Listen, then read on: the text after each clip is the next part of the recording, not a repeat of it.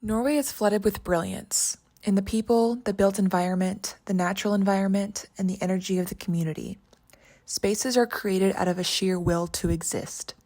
Spaces become places, places for people to gather, to live life, to meet one another, and to appreciate the world around them. The natural world is something sacred to Norwegians. In a country that sees bleak, dark, and harsh winters compared to airy and bright summers, the land prides itself on intimidation. A hostess of mine in rural Norway, coming from Lithuania, told me Norway drew her here because of the contrast from her home country. Lithuania sees rolling hills and calming landscapes. Norway boasts sharp contours and daunting elevations. But despite being intimidating, the Norwegian landscape encourages community. It also strives for personal growth, self-reflection, and the value that pilgrimage has to offer. It is impossible for an individual to own the land of Norway. This virtue bleeds into a societal perspective, a village mentality.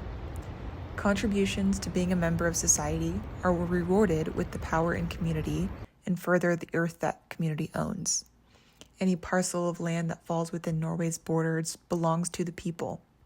Within reason, individuals have the right to cultivate, the right to dwell, and the right to roam.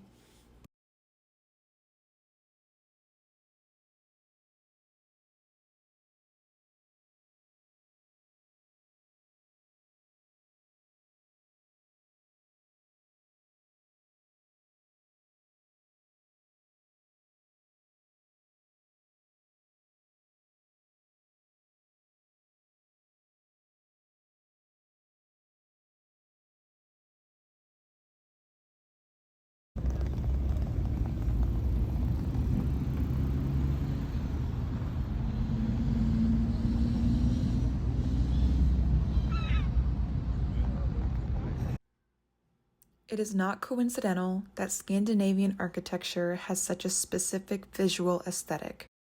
Elements tend to blend naturally into the surrounding environment, using natural materials such as wood and complementing these materials with caution towards natural light, seasonal weather, and neutral colors. However, the sense of man-made is still there with Norwegian architecture. Minimalism often coincides with straight, clean lines, simple color palettes, and functional design in direct contrast to the surrounding landscape. Is it possible that society's attitude towards itself has influenced this?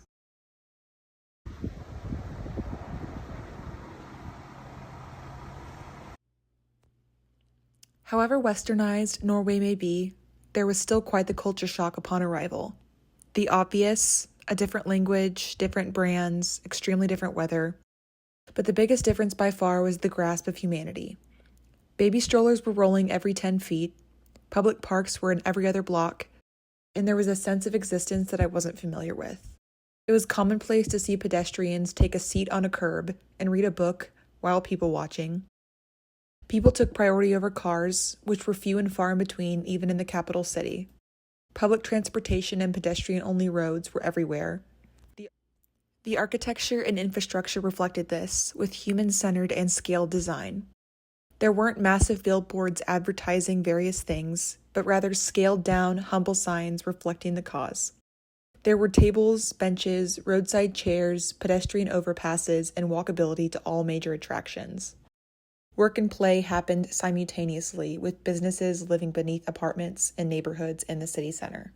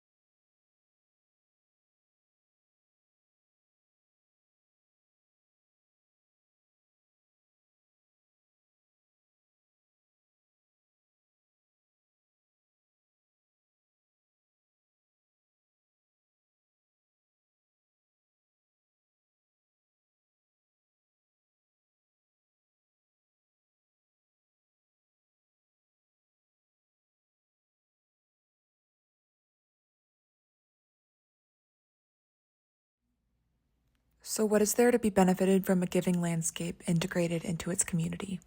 A landscape can be a culture as well as a natural phenomenon. Perhaps the checks and balances, the natural processes of things, the symbiotic relationship of man to earth serves as a huge reason for human intellectual evolution. And yet there's an instinct to gather, to help thy neighbor. Norwegian architecture in a way reflects this.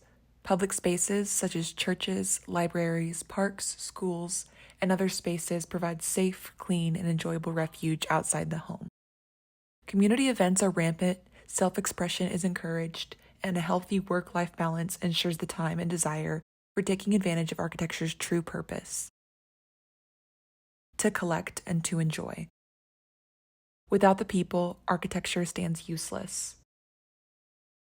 Norway has succeeded in making theirs functional, beautiful, and encouraging to the culture it hosts.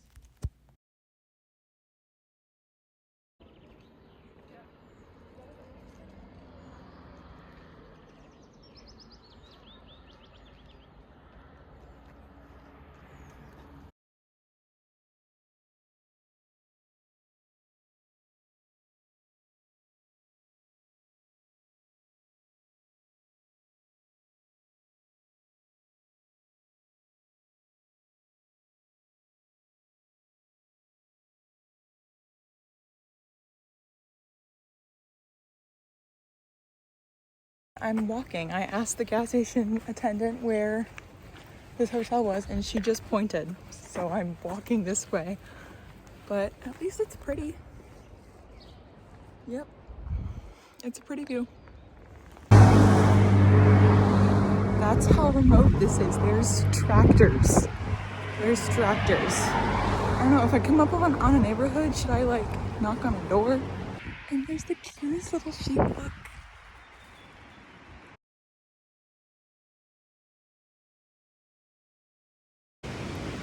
PMA, positive mental attitude.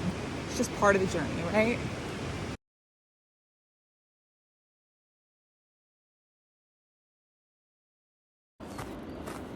The sweeping views, the captivity and comfort of nature, the cascading river, and the fresh scent of the outdoors sets Juvet apart from other hotels. However, the most unique aspect of this hotel were the meals. Dinner was served to each guest, totaling about 15 people from all walks of life. It was served at one large dining table. Guests were assigned spots next to strangers, encouraging conversation. Drinks and courses were served family style, with sharing being as tasteful as the meal. I sat amongst an Israeli man, a British couple, a family from Singapore, a woman from Switzerland, a retired couple from Belgium, and another young woman from the Netherlands.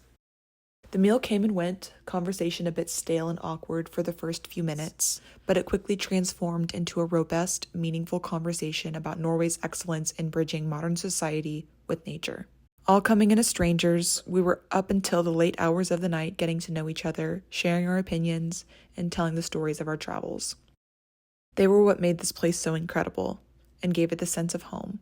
The community coming together just to enjoy life, to accomplish nothing but everything, and giving the architecture a sense of purpose.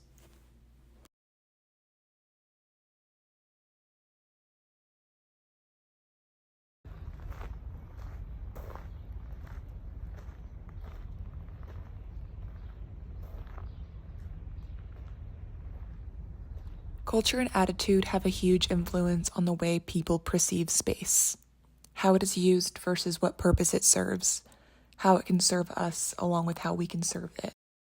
Norway has achieved a sense of community while maintaining individualism in and of itself. To be an individual is to be a part of a whole. With 24-hour summer days and 24-hour winter nights, Norwegians have used their societal climate to create communities.